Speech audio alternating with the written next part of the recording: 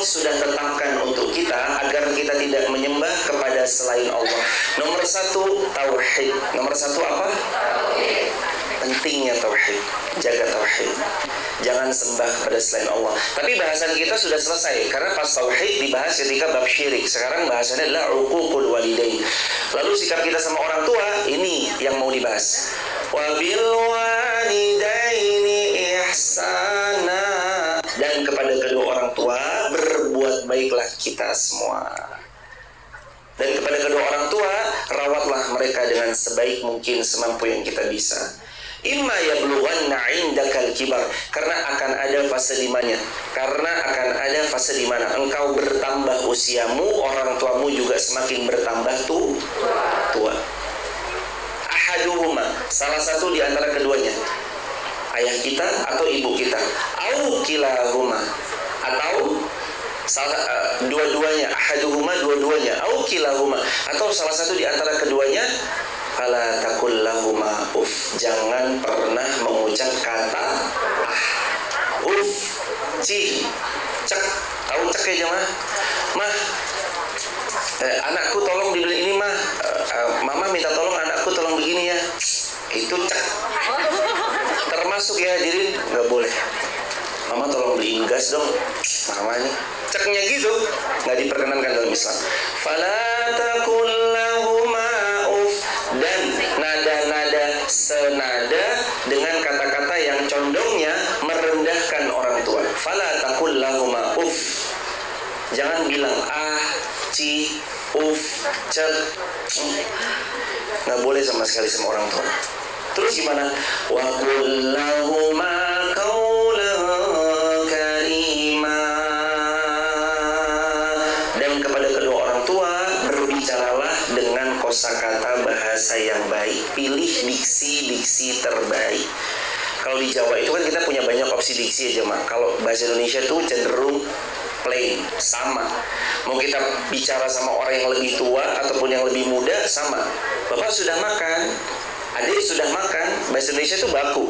Tapi kalau bahasa Jawa ada pilihan-pilihan kosakata diksi yang cocok disematkan kepada orang yang tua atau yang muda atau kepada teman yang baru kita kenal atau kepada sebaya. Itu selalu pilih diksi-diksi terbaik dengan range yang paling bagus.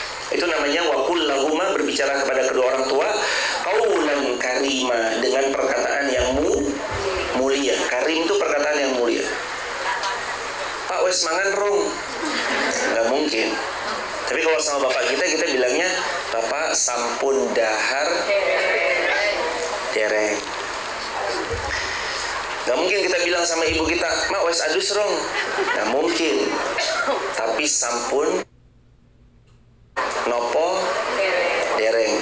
Bahasanya bahasa, kalau Jawa itu kan punya opsional, maka boleh dipakai sebagaimana Allah menitipkan kepada kekayaan bahasa Jawa yang sangat banyak, boleh pakai sesuai dengan kesopan santunan yang berlaku di daerah kita. Nanti di negeri lain, di kota yang lain beda lagi. Maka silakan pilih yang paling baik. Itulah disebut dalam ayat ini salah satu bentuk baktinya kita sama orang tua, tidak berbicara tidak berbicara kasar. Bil walidaini ihsana, berbuat baik kepada mereka, rawat mereka kalau mereka sudah sedang senja. Lalu kemudian berikutnya Allah berfirman, jangan berkata kecuali qaulan karimah, perkataan yang mulia. Ayat 24, waqfid lahuma janaha dzulli minar rahmah, halaman 26 yang ayat penggalan 24 Al-Isra-nya.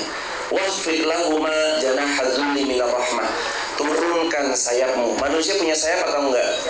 Tidak. Tapi maknanya, artinya waqfid lahuma janah, sayapmu tuh kamu rendahkan. Artinya tanganmu kamu rendahkan saat kamu ada di hadapan mereka, badanmu kamu bungkukkan dalam bentuk penghormatan kepada mereka. Bungkuk bukan berarti kita ruku, enggak. Tapi kayak orang Jawa itu loh, jadi nyun sewu, misi, amit, ya pokoknya kalimat kayak gitulah jadi.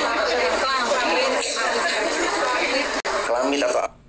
Namanya waqfid lahuma janaha dzulli minar rahmah. Bentuk kasih sayang, salah satu tanda respectnya kita sama orang tua, kita lewat di hadapannya nggak sembarang mendoakan dada, tapi kita sedikit membungkukkan atau rendahkan sayang kita. Ini ayatnya nggak selesai, habis ini ada doanya. Nggak selesai, habis ini ada doanya. Waqfid lahuma janaha dhulli minar rahmah wa qur rabbirhamhuma kama rabbayani shaghira. Doa langsung yang Quran ajarkan. Wa qur rabbirhamhuma kama rabbayani shaghira. Doa template dari Al-Quran. Rabbirhamhuma kama rabbayani shaghira. Kalau dalam hadis, Rabbi firli wali walidayya warhamhuma kama rabbayani shaghira. Artinya, kalau ayat ini waqur rabbi, dan ucapkan oleh kalian wahai seorang anak kepada kedua orang tuanya, Rabbi, ya Allah, irhamhuma, sayangilah keduanya. Keduanya ini maksudnya siapa? Orang tua. Kama, sebagaimana rabbayani shaghir, mereka telah menyayangiku, merawatku penuh dengan kasih sayangnya semasa aku kecil. Hadirin tahu ya, kama rabbayani shaghira, sebagaimana mereka sayang sama aku di waktu kecil. Maka orang tua juga dapat pelajaran, hendaknya setiap siapapun yang Allah titipkan anak padanya, sayangi ia sedari dalam kandungan, sayangi ia sejak kecil. Orang ini gimana mau berdoa, Rabbi firli wali walidayya warhamhuma kama rabbayani shaghira, ya Allah, sayangi ya Allah kedua orang tuaku sebagaimana dia sayang sama aku di waktu kecil. Tapi kayaknya waktu kecil hamba dibanting ya Allah, gak disayang. Gimana anak ini mau berdoa ikhlas, tulus, kalau ternyata hadirin dari kecilnya udah dibanting, ternyata dari kecilnya disia-sia, ternyata dari kecilnya. Nih cukup teringat ya hadirin, ada seseorang waktu SD kelas 1 atau kelas 2 beliau cerita, sekarang usia beliau 60-an, hampir 60-an lah kira-kira. Beliau pernah cerita, waktu saya kecil, gak apa-apa dibagi dulu.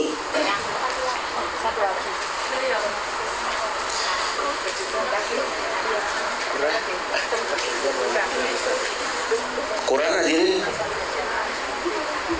dimasukin di situ aja nanti. Hadirin, ada seseorang yang waktu itu beliau waktu masa SD-nya pernah ibunya nyuapin makan. Lalu ketika ibunya nyuapin makan tuh kan disuapin pakai sendok. Ya maklum anak kecil ya hadirin, banyak rewelnya, kadang nangis. Terus ibunya mangkel, lalu terus kemudian mohon maaf, sekali lagi mohon maaf, ini sendoknya tuh begini, nyoh, lagi gini. Dan itu teringat sampai beliau sekarang usianya hampir 60 tahun, 50 tahun sekian, tetap teringat, bahkan sampai usia sudah tua, bahwa ibunya pernah kasar sama dirinya. Maka jangan kasar jemaah. Tapi saya emosi, sabar. Tapi saya mau marah, sabar. Tapi anak saya gemesin banget, sabar. Ya udah hadirin, jangan teriak-teriak. Kadang yang merusak mental anak kita itu bukan orang luar duluan, bukan temannya duluan, bukan teman sekelasnya duluan, bukan tetangganya duluan. Kadang perusak mental terbesar untuk anak adalah orang tuanya, ayahnya atau ibunya. Oke lah, dulu kita temperamen, dulu kita sering banget marah. Tapi sekarang cooling down dong hadirin. Dulu waktu duitnya belum banyak, sayang banget sama anaknya. Sekarang setelah duitnya banyak, kenapa kasar? Dulu waktu kita belum punya apa-apa, sayang sama anaknya, kenapa setelah punya apa-apa menjadi kasar? Santai aja jemaah. Lemah lembut, itu titipan Allah loh hadirin. Jangan diomel-omelin. Santai aja. Kadang kita ini lucu, yang banyak dosa anak kita atau diri kita? Ayo jujur jemaah. Kita lebih banyak dosanya, sepakat? Anak kita yang belum balik, suci dari dosa, betul? Kok aneh, yang banyak dosa marahin yang gak punya dosa? Istighfar 3 kali hadirin. Astagfirullahaladzim, astagfirullahaladzim, astagfirullahaladzim. Kalau mereka rewel, tiba-tiba nangis, tiba-tiba ngambek, tiba-tiba gak jelas, tiba-tiba guling-gulingan, tiba-tiba gini, ya udah, emang masa bocil mau gimana lagi hadirin? Terutama buat kita-kita yang anaknya masih bocil, kalau hadirin yang anaknya sudah melewati masa-masa itu juga pasti paham. Udah mbak, tenang aja. Apalagi kita yang punya anak, misalkan 6 anaknya itu jedanya yes, mungkin kalau nggak setahun 2 tahun gitu ya, kan ketahuan tuh. Oh, fase ini pernah dilewati kakak kakaknya. Saat kakaknya umurnya misalkan 12 tahun kan berarti jeda 2 tahun. Nanti yang paling bocil ini kan akan melewati fasenya itu. Oh, berarti kita udah punya ilmunya nih. Karena saya sudah punya anak misalnya sampai berusia 12 tahun. Berarti kalau yang paling kecilnya 2 tahun, nanti dia akan melewati fase seperti kakak-kakaknya pada masanya dulu. Lagi mereka kan nggak punya dosa, jemaah. Masih bersih, suci, belum berdosa, belum memiliki kesalahan. Kalau rewel wajar. Nangis, namanya juga bocil. Jangankan bocil nangis, kita aja juga sering nangis, betul? Kadang dapat info, nangis. Kadang dia kejam banget mulutnya ya, nangis. Biasa aja kali jemaah. Ada yang fitnah, ada yang gibah, nangis. Biasa aja kali. Ada yang ngomongin di belakang, nangis. Biasa aja lah jemaah. Belajar berdamai. Haters gonna be hate, karena itu job mereka. Pembenci biarlah membenci, karena itu job mereka. Kita nggak perlu ngurus-ngurusin yang kayak gitu. Makanya kemarin Masya Allah Tabarakallah, kalau ada komentar-komentar yang kurang pas, tiba-tiba muncul akun-akun yang berbicara dengan komentar-komentar yang gak pas, selalu disambut dengan baik. Assalamualaikum, ya silakan, selamat bergabung, Anda dipilih Allah bisa ngaji di sini, dan selanjutnya silakan. Mudah-mudahan Allah membuka pintu hidayah seluas-luasnya, sebesar-besarnya. Kalaupun ada komentar, silakan bebas tulis komentar apa aja. Yang penting fokus kita adalah tujuannya cari ridhonya Allah. Udah gituin aja, jalan lagi. Jangan fokus menghabiskan waktu kepada yang membenci tetap akan membenci. Serunya hidup tuh ada yang suka, ada yang nggak suka, itu seru. Kalau semuanya suka, ya nggak ada ceritanya. Jadi Rasulullah SAW aja ada yang nggak suka. Tetap aja hidup harus bisa dinikmati. Hadirin berikutnya. Jadi doakan orang tua dengan doa Rabbirhamhuma kama rabbayani shaghira, atau dalam hadis Rabbighfirli wa liwalidayya warhamhuma kama rabbayani shaghira. Atau doa dalam Al-Qur'an, Rabbana ighfir lana dzunubana wa israfana, Rabbana ighfir lana dzunubana wa li ikhwanina alladzina sabaquna bil iman wa la taj'al fi qulubina ghillan lil ladzina amanu. Itu juga boleh doanya. Atau doa Allahumma ighfir lana dzunubana wa li walidina warhamhuma kama rabbayana shighara, atau ni shaghira. Sama. Berdoa, yang penting berdoa. Doain orang tua kita. Dan ingat, siapa yang mau didoakan sama anaknya, ya Allah sayangi orang tuaku seperti beliau menyayangiku semasa kecil, berarti sebagai orang tua harus sayang sama anak. Harus sayang sama anaknya. Jadi rekaman memori mereka itu mengingat ayahku baik, ibuku baik, bundaku paling sayang sama aku, dan sering-seringlah mengecup di 4 titik kepada anak kita. 1, pipi kanan, pipi kiri. 2, kening. 3, ubun. 4, punggung telapak tangan, karena mereka merasa dicintai, disayangi, dan dimiliki oleh orang tuanya. Yang terakhir, peluk, dekap erat-erat sesering mungkin selagi masih mau dipeluk. Ada bonding emosional. Kalau love language, yes, anak bahasa zaman sekarang itu, love language itu bahasa cinta. Bahasa cinta itu diutarakan. Pernah Nabi SAW duduk sama seorang sahabat. Terus sahabat ini namanya Aqra bin Habis At-Tamimi. Sahabat Aqra bin Habis At-Tamimi. Rasulullah duduk sama beliau. Nggak lama cucunya Rasulullah SAW datang. Setelah cucunya datang, Nabi SAW mendekat mencium kening cucunya Nabi SAW. Lalu Aqra bin Habis At-Tamimi nanya jemaah, ya Rasulullah, apakah setiap kali engkau bertemu dengan cucumu atau anak kecil engkau mencium lalu memeluknya seperti yang tadi engkau lakukan? Tanya Aqra. Jawab Nabi SAW, iya. Ini yang aku lakukan setiap kali ketemu sama cucuku, anakku, dan seterusnya. Apa kata Aqra? Ya Rasulullah, saya punya anak 11.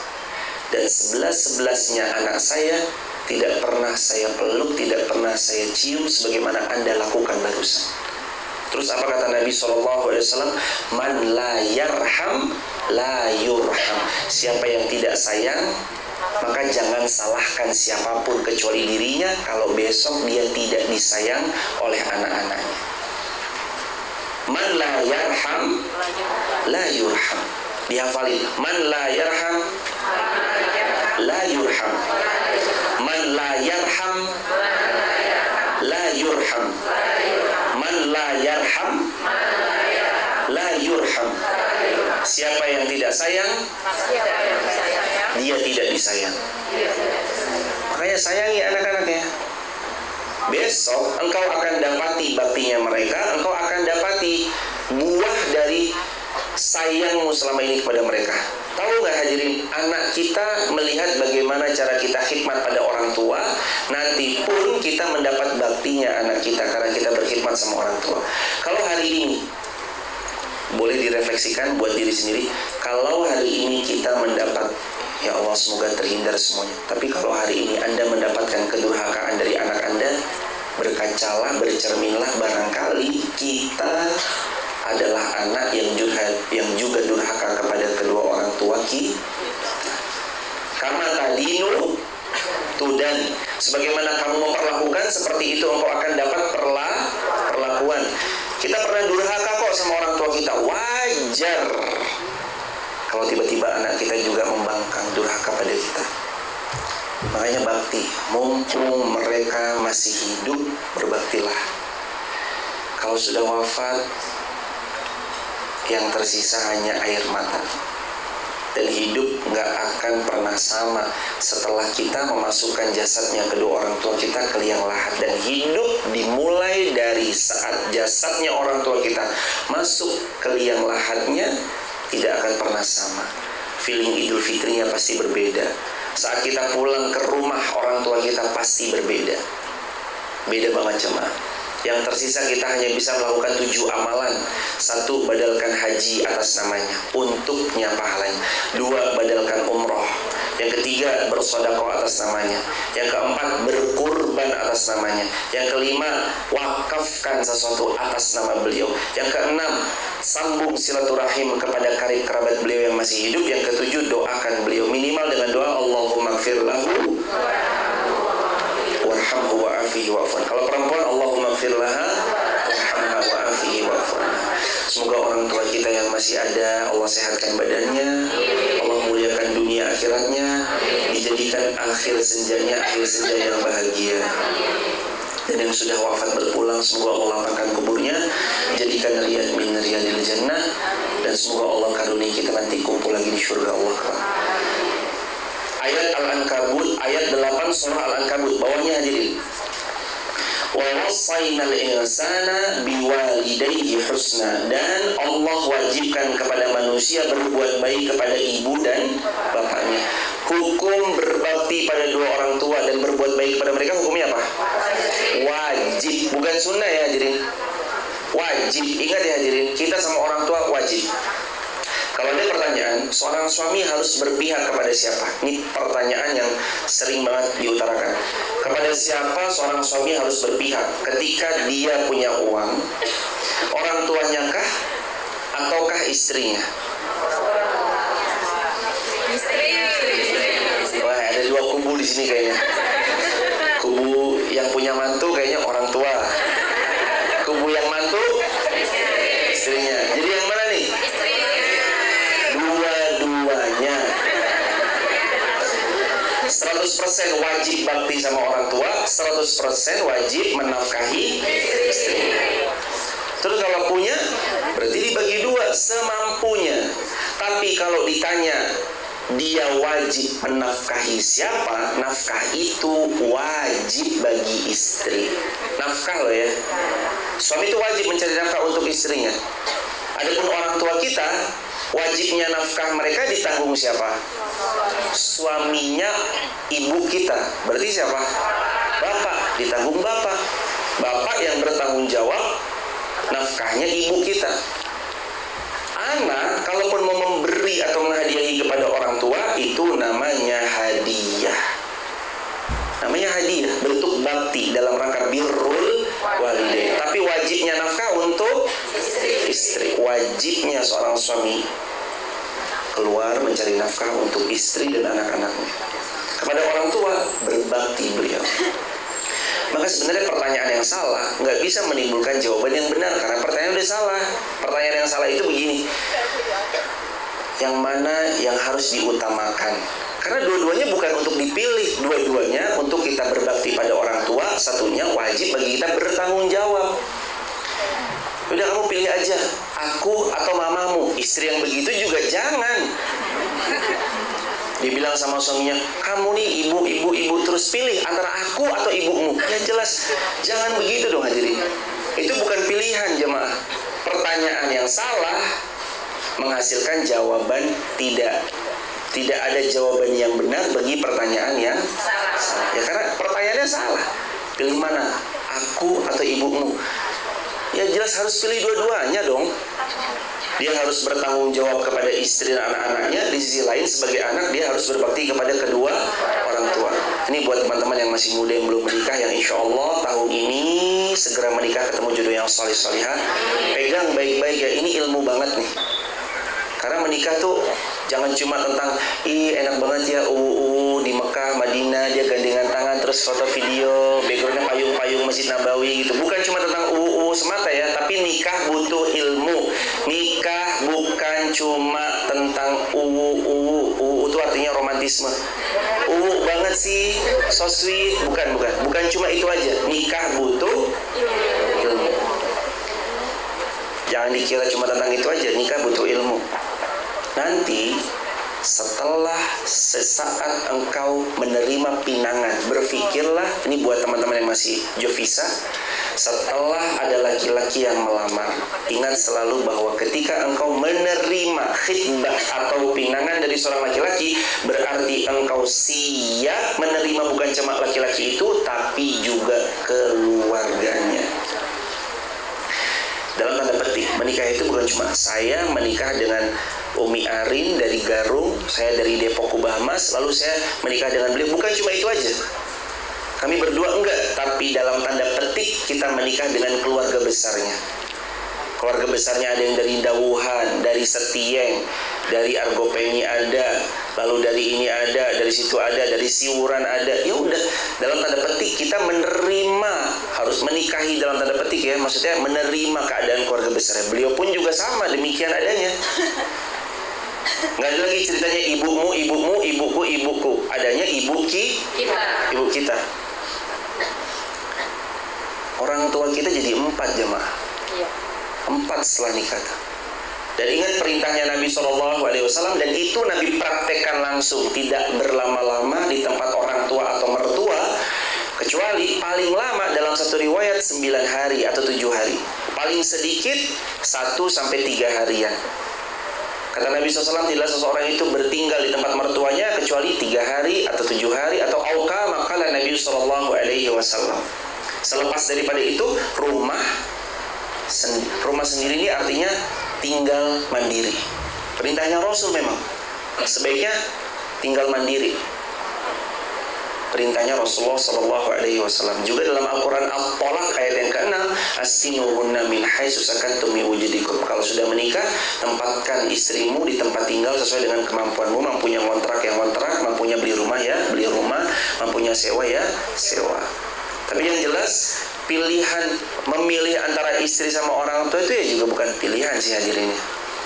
Kalau dua-duanya sama-sama salih, kecuali salah satunya ini memang bermasalah, salah satunya ini masalah lagi ya ini lain cerita ya. Tapi kalau dua-duanya sama-sama salihah, orang tuanya salihah, orang tua yang memahami keadaan anaknya juga memahami keadaan istrinya, maka dua-duanya dia harus perlakukan secara ideal.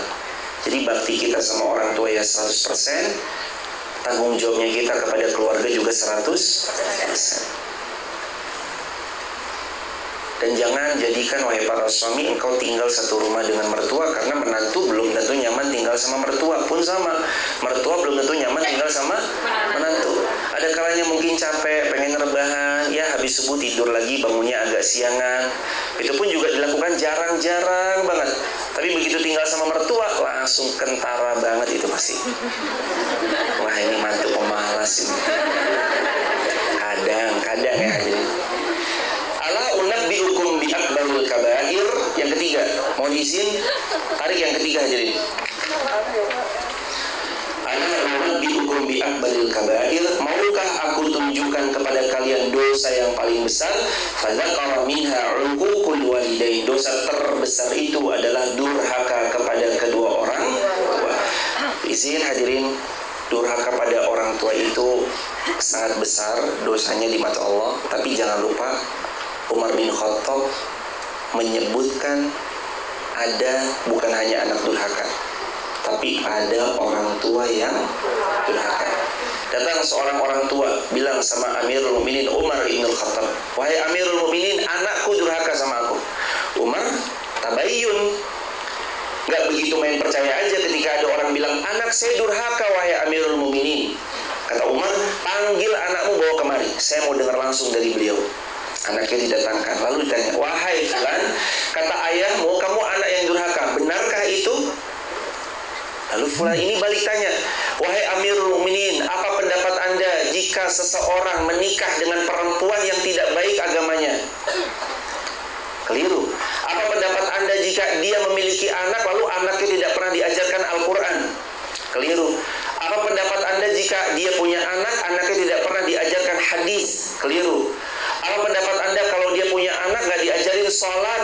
Orang tuanya keliru. "Dan apa pendapat Anda jika ia tidak bertanggung jawab tentang akhirat anaknya?" Orang tua itu telah berbuat keliru.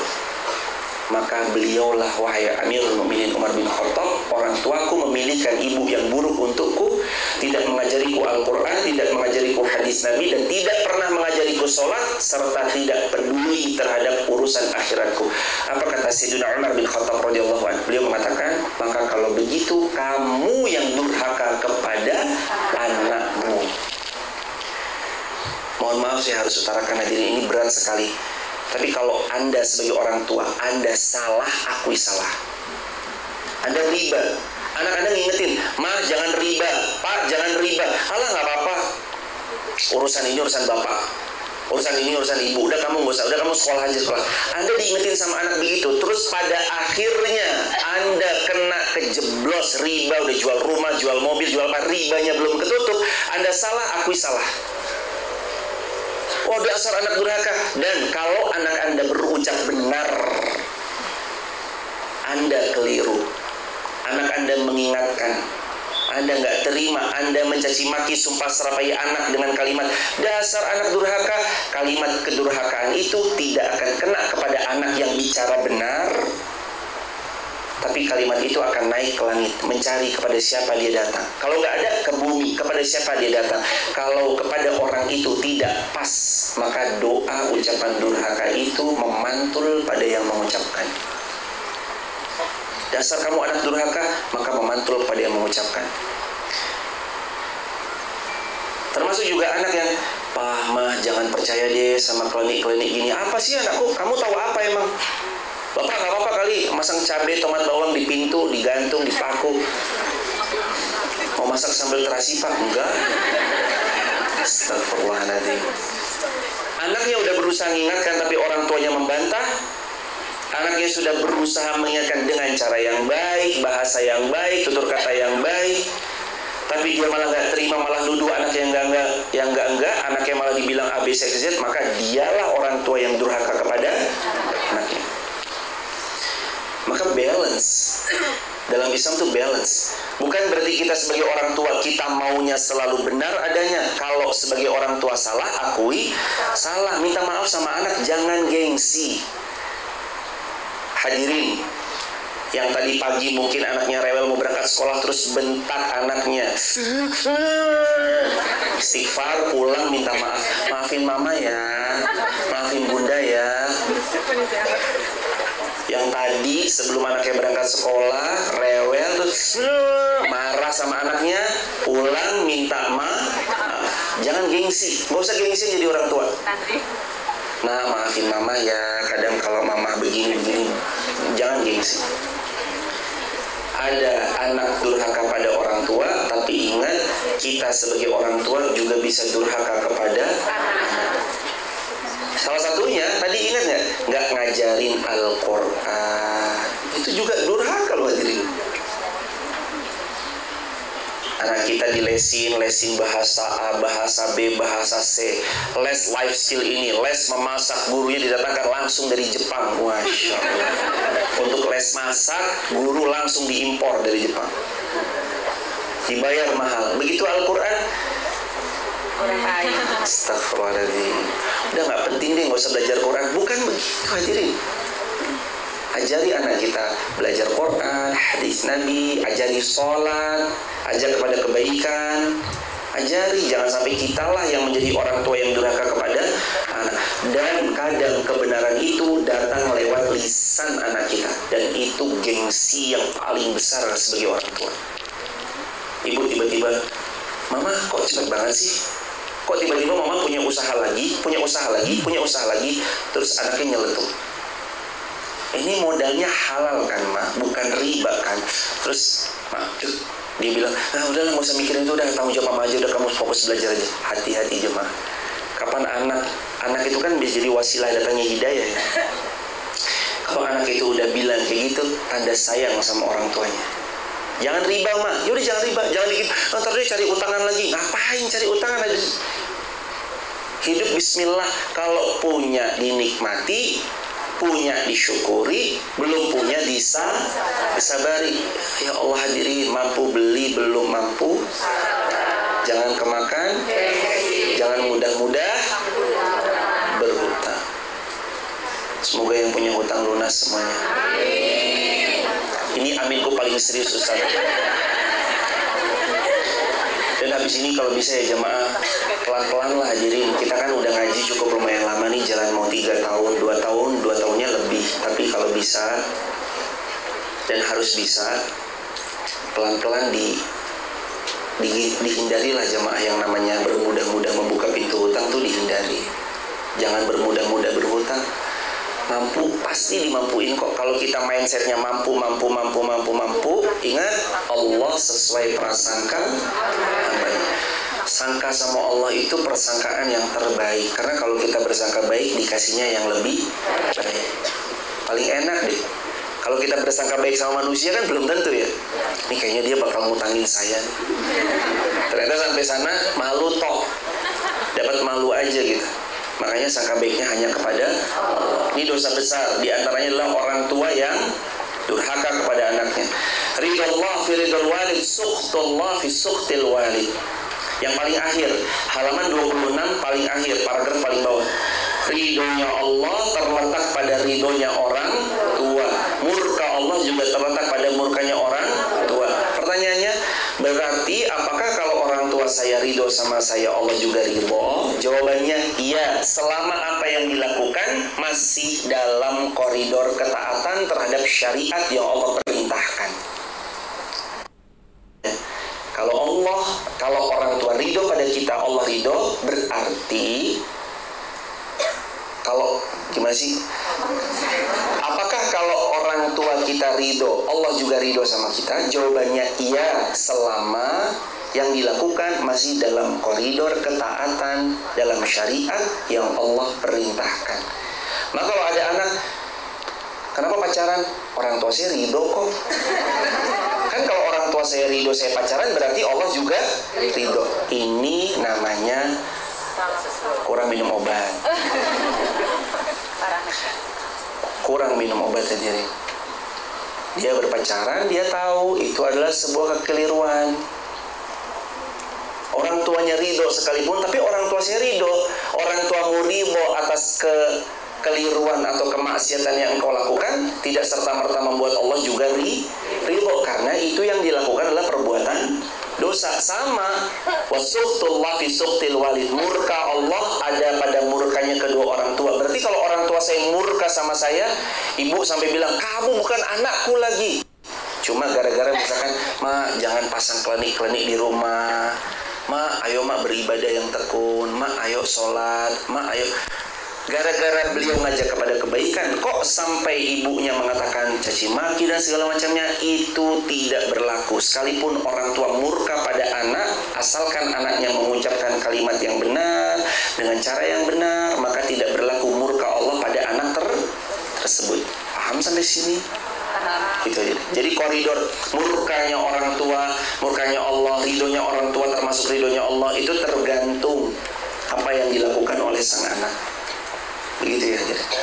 Barakallahu fikum. Di halaman 27 paragraf paling atas, yuk bismillah.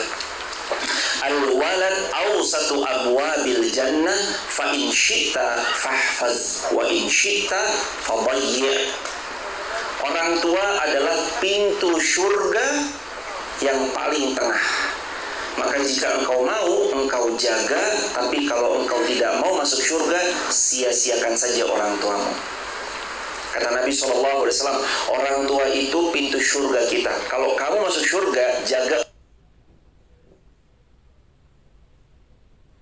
surga, jaga orang tuamu, rawat orang tuamu, muliakan orang tuamu. Tapi kalau kamu tidak masuk surga, silakan disia-siakan orang tua. Ini bahaya banget ya, Mak. Jangan sia-siakan kedua orang tua. Telepon, minta doa. Bu, minta doanya. Pak, minta doanya. Telepon ya, Mak. Udah lama kita nggak telepon. Telepon. Tanyai kabarnya. Jangan disia-siakan. Mumpung masih hidup, bahagiakan. Dan kadang bahagianya beliau itu nggak masih sama. Jemaah beliin motor, ternyata nggak dipakai. Kenapa, Mbah? Kita bahasain buat anak manggilnya Mbah. Si Mbah kok dibeliin motor nggak dipakai? Iya, Mbahnya maunya sepeda kumbang. Ya udah. Nah, emang maunya sepeda, beliin sepeda, jangan beliin motor, jemaah. Beda takaran bahagianya kita sama bahagianya beliau. Beliau bahagianya mungkin dengan menggembala kambing, menggembala domba.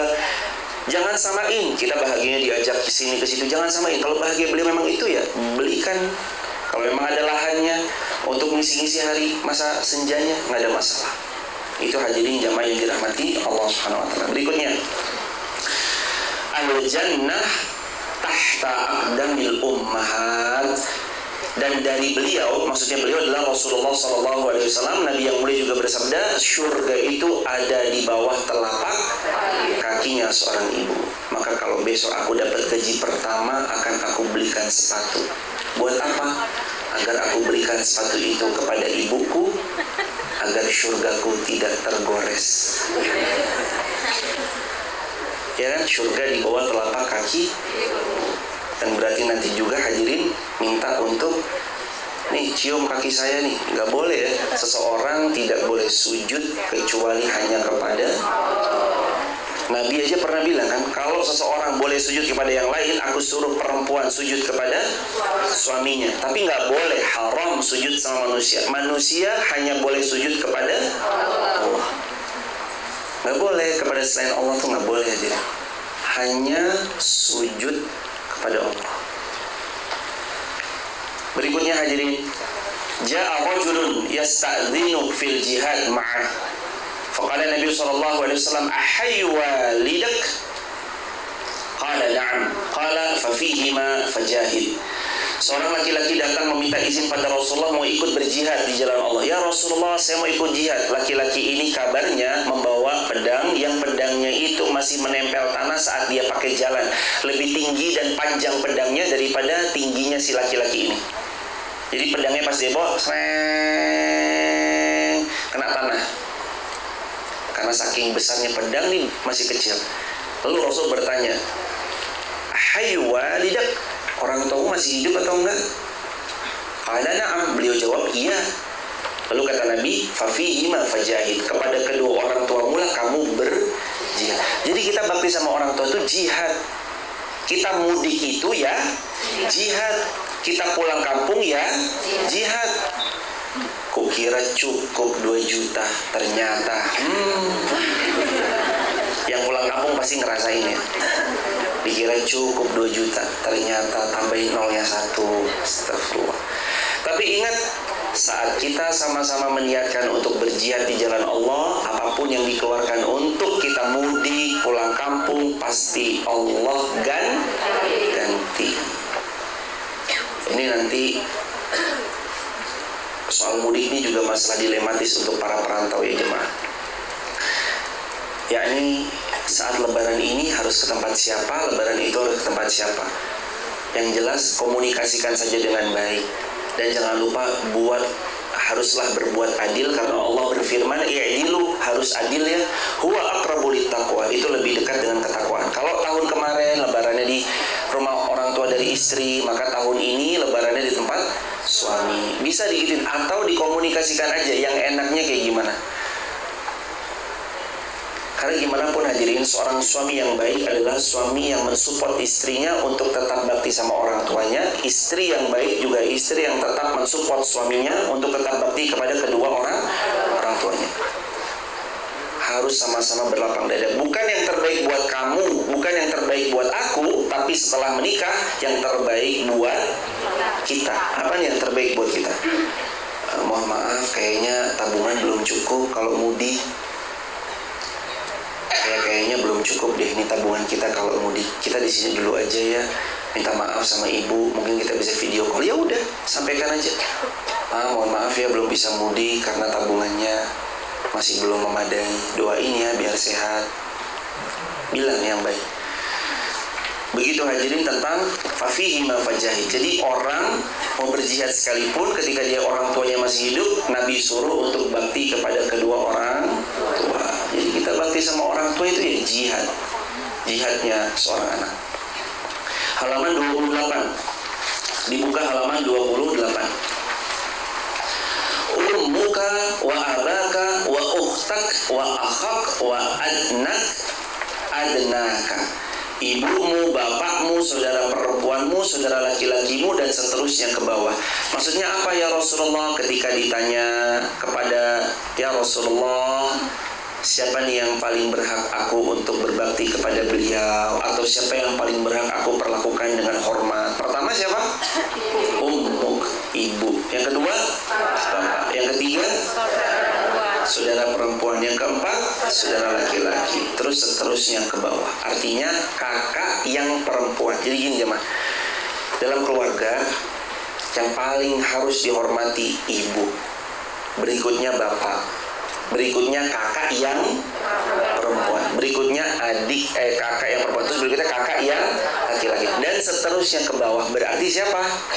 Adiknya. Yang mana dulu, laki atau perempuan? Perempuan, baru yang laki-laki. Itu kata siapa? Kata Rasulullah Muhammad SAW. Jadi siapa yang paling berat kita hormati? Ibu, terus bapak, kakak kakak laki, baru adik adik. Lah kalau anak tunggal, ibu dan bapaknya. Paling berhak ditaruh hormat pada ibu dan bapaknya.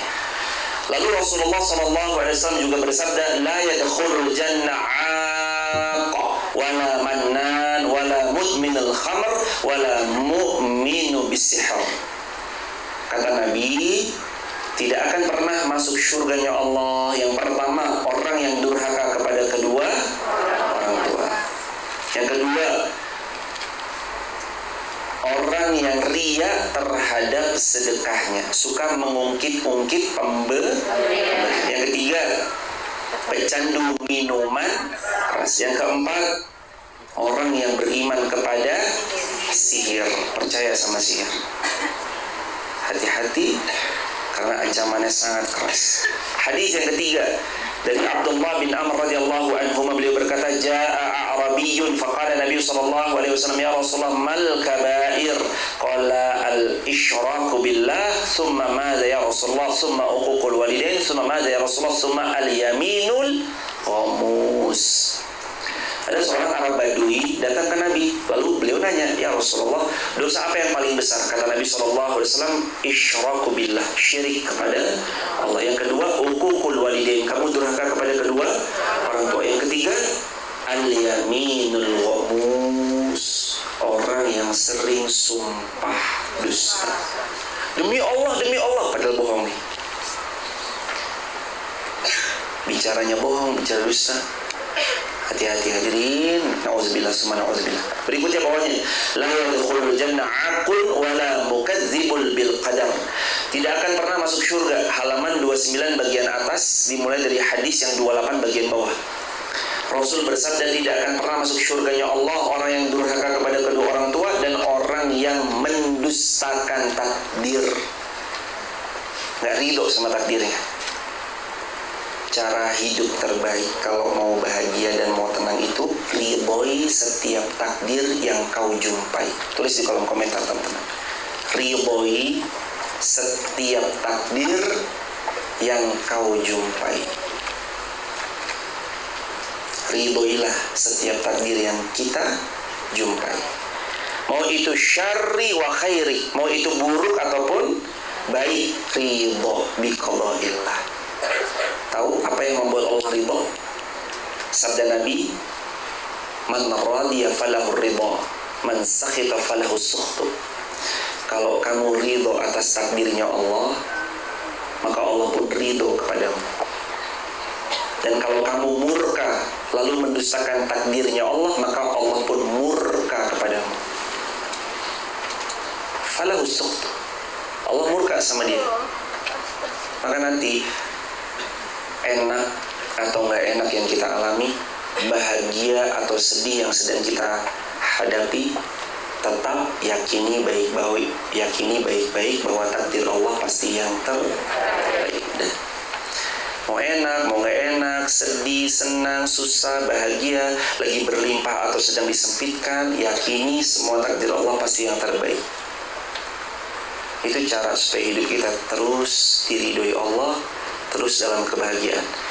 29 yang atas dibaca pelan-pelan. Anna rajulan qala ya Rasulullah ara'aita in sallaitu salawatil khams wa sumtu ramadan wa addaitu zakah wa hajjajtul bait fama dhali qala man fa'ala dhalik kana ma'an nabi was-siddiqin wasyuhada illa ayya'uqa walidai.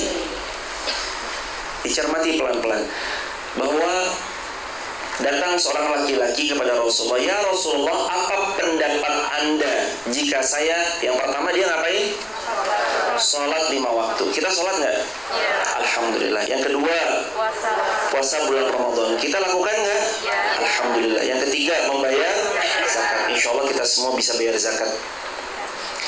Yang keempat, wahajjajtul bait, dan aku berhaji ke Baitullah. Lalu apakah yang saya akan dapatkan kalau 4 ini saya lakukan? Beliau cuma 4 berjemaah. Yuk, yang pertama sholat, yang kedua puasa, yang ketiga zakat, yang keempat haji. Saya kalau ngelakuin 4 ini, saya dapat apa ya Rasulullah? Tanya laki-laki itu sama Rasul. Man fa'ala dzalika kana ma'an nabiyyin was-siddiqin wasyuhada. Siapa yang mengamalkan 4 amalan tadi, salat, puasa Ramadan, pergi haji, bayar zakat, maka dia akan masuk surga bersama siapa? Nabi, para nabi, ngumpul sama para nabi. Nabi Idris apa kabar? Nabi Nuh apa kabar? Ngumpul sama para nabi. Kata Nabi, Masya Allah. Yang kedua, kumpul sama siapa lagi? Was-siddiqin, kumpul bersama orang-orang yang siddiq, yang jujur. Yang ketiga, wasyuhada, nanti dikumpulkan sama siapa? Orang yang mati syahid. Nanti kumpul sama saudara-saudara kita di Palestina yang beliau sudah berpulang ke pangkuan Allah dalam keadaan syahid. Kita kumpul sama beliau nanti. Yang pertama, kalau kita sholat, yang kedua puasa Ramadan, yang ketiga bayar zakat, yang keempat pergi haji, maka Allah akan anugerahi kita masuk surga kumpul sama siapa? Nabi. Yang kedua, orang yang jujur. Yang ketiga, para syuhada. Illa, tapi ada pengecualian. Kecuali ayya'uqa walidai, kecuali jika dia durhaka kepada na'udzubillah. Saking bahayanya nih dosa besar. Yang ke-6, dosa besar durhaka kepada kedua orang tua.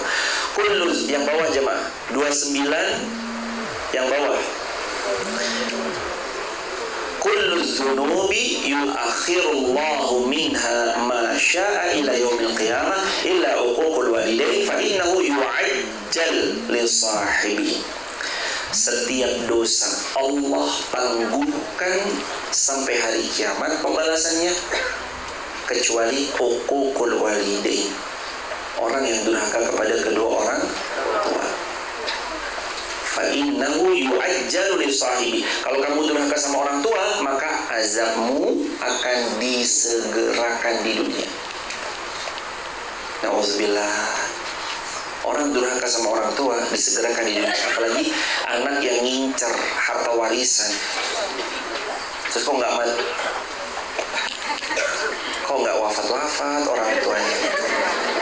Akhirnya dia buat minuman yang ada racunnya, silahkan diminum. Orang tuanya terus kemudian beberapa menit dibawa ke rumah sakit, tak tertolong nyawa beliau, terus kemudian wafat. Akhirnya saya bisa menguasai hartanya. Sejak saat itu ancaman ini bahaya sekali. Illa uququl walidin. Dia masuk surga. Harusnya dia kumpul sama Rasul, harusnya beliau kumpul sama para nabi, berkumpul sama syuhada, berkumpul sama orang yang jujur, tapi gara-gara durhaka sama orang tua gak bisa kumpul. Durhaka dosa besar. Paling bawah, la yajzi waladun walidan illa ayyajidahu mamlukan fayashtariyahu fayu'tiqah. Kata Nabi Muhammad, sabda Nabi Muhammad sallallahu alaihi wasallam, kecuali jika dia mendapati orang tuanya budak lalu dia membeli orang tuanya dengan memerdekakannya. Tapi kan sekarang ada nggak yang orang tuanya budak? Nggak ada. Semua kita merdeka. Maka sampai kapanpun kita nggak akan pernah bisa membalas jasanya kedua orang tua kita. Hadirin, anak kita tidak berhutang budi sama kita. Kitalah yang mengharapkan kehadiran mereka. Ingat ya hadirin, anak kita sampai kapanpun tidak pernah berhutang budi kepada kita, karena kitalah yang mengharapkan kehadiran mereka dalam rumah tangga kita. Maka saat nanti Anda semakin senja usianya, anak Anda sukses sekalipun, ingat, jangan minta-minta sama makhluk, termasuk anak. Mintalah kepada Sang Khalik, Allah Subhanahu wa ta'ala. Nah, kamu hutang budi sama mama tuh yang dulu begini. Enggak, anak kita sampai kapanpun enggak pernah hutang budi. Kitalah yang mengharapkan mereka hadir dalam rumah tangga kita, betul? Anak enggak hutang budi, kita yang mau mereka hadir. Makanya kita ikhtiar datang ke dokter, periksa. Dokter, sehat semuanya? Ya silahkan. Dikasih saran ini segala macam, disuruh minum madu, habatus soda, suruh begini. Bismillah, niatkan ikhtiar. Mereka hadir, syukuri. Kitalah yang bersyukur kepada Allah, dititipi amanah malaikat kecil anak. Mudah-mudahan insya Allah yang belum punya keturunan, insya Allah tahun ini segera dapat kabar gembira punya keturunan semuanya, insya Allah. Semangat para pejuang 2 garis biru. Allah Maha Tahu dan Allah pasti memberi di waktu terbaik menurut Allah, insya Allah. Terakhir, la'anallahu al-'aqa liwalidayhi. Allah melaknat anak yang durhaka kepada kedua orang tua. Yang bawahnya, al-khalatu bimanzilatil bibi itu kedudukannya sama dengan ibu. Jadi kalau ibu kita sudah wafat, kepada siapa nanti kita menaruh rasa hormat? Bibi, kalau nggak bude.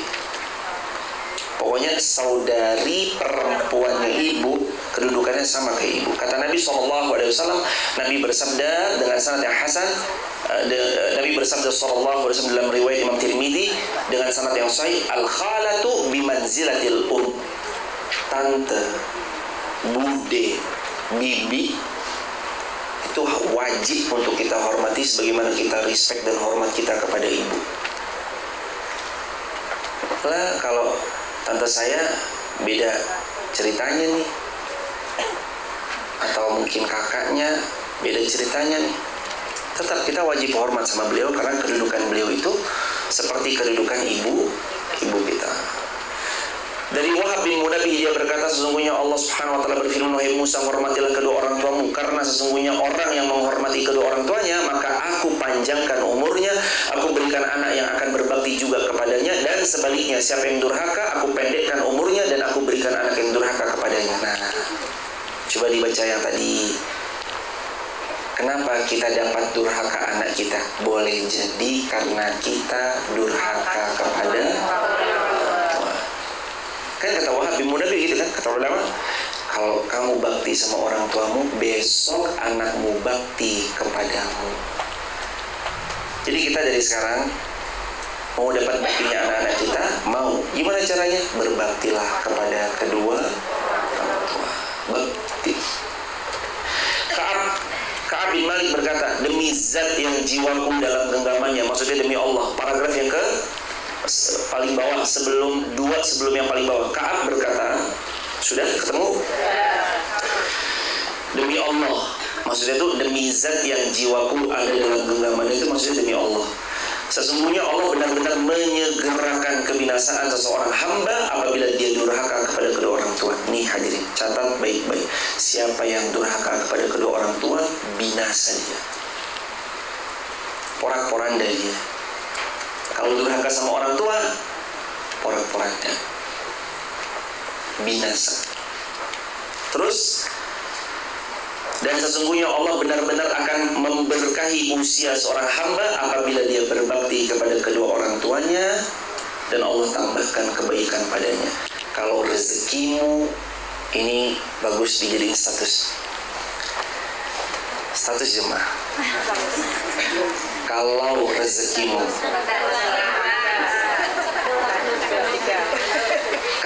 rezekimu mau seperti raja, maka perlakukanlah orang tuamu seperti seorang raja.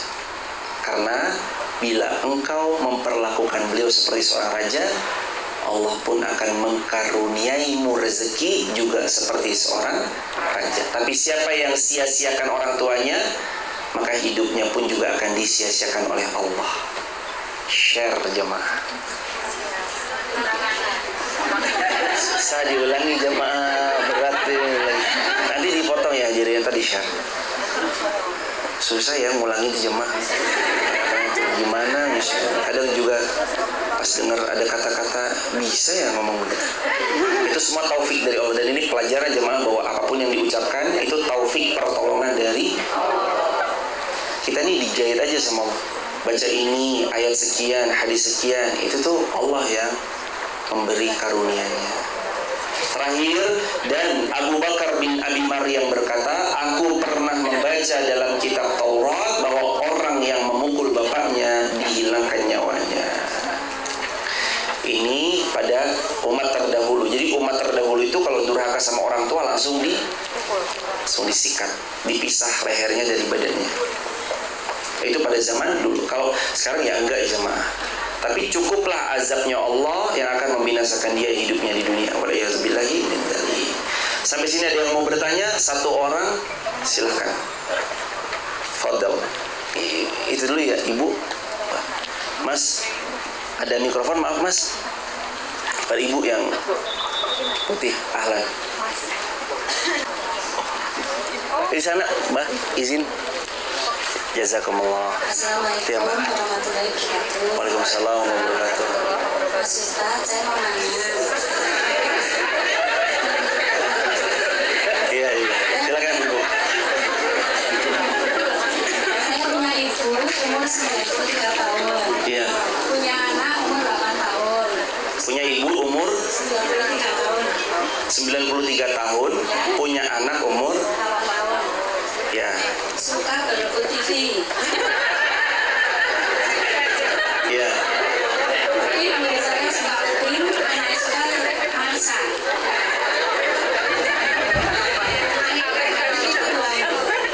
Bukan kursi tak pakai duduk saya sendiri. Semoga Allah memuliakan Ibu yang bertanya, keluarga besar dan seluruh kaum muslimin. Terima kasih Ibu atas pertanyaannya. Yang pertama, Assalamualaikum warahmatullahi wabarakatuh. Waalaikumsalam warahmatullahi wabarakatuh. Yang pertama, min husni islamil mar'i tarkuhu ma la ya'nihi. Kata Rasulullah, termasuk sempurnanya Islam seseorang itu dia berupaya untuk ninggalin yang enggak bermanfaat. Kalaupun dia ngeliat kemungkaran, ini daripada ribut antara anak sama neneknya atau anak sama orang tua kita, maka kita jadi penengah, diganti yang tengah-tengah aja. Mensedikitkan madorot, nggak apa-apa. Kalau ada dua madorot nih, satu madorot kerusakan, tapi parah banget 90%. Yang satu ya rusak, tapi 10%. Maka kaidah mengatakan pilih yang madorotnya paling kecil, yang kerusakannya paling sedikit. Kan ada dua kerusakan. Yang satu rusaknya parah nih. Yang satu rusak tapi kecil. Ya rusak kecil doang nih. Maka pilih yang rusaknya paling sedikit. Jangan yang rusaknya banyak, rusaknya paling sedikit. Jadi ibu adalah daripada ribut saya di tengah-tengah aja. Ada masalah. Setelnya murotal Al-Quran atau setelnya kajian supaya nanti mbahnya ngaji, anaknya juga ngaji, ibunya juga begitu ibu. Barakallahu fikum, semoga Allah memuliakan ibu seperti besar. Mari kita akhiri dengan berdoa bersama-sama. Nastaghfirullah wa natubu ilaih. Allahumma shalli ala Muhammad wa ali Muhammad. Allahumma ansur ikhwana muslimina fi Palestin wa fi Suriah wa fi Iraq wa fi Afghanistan wa fi Uyghur. Allahumma hdi syabab al-muslimin. Allahumma hdi syababahu wa nasabuh. Allahumma la sahla illa ma ja'altahu sahla wa anta taj'alul hazan idza syi'ta sahla. Rabbana atina min ladunka rahmah wa hayyi lana min amrina rasyada. Rabbana atina fid dunya hasanah wa fil akhirati hasanah wa qina adzabannar. Walhamdulillahi rabbil alamin.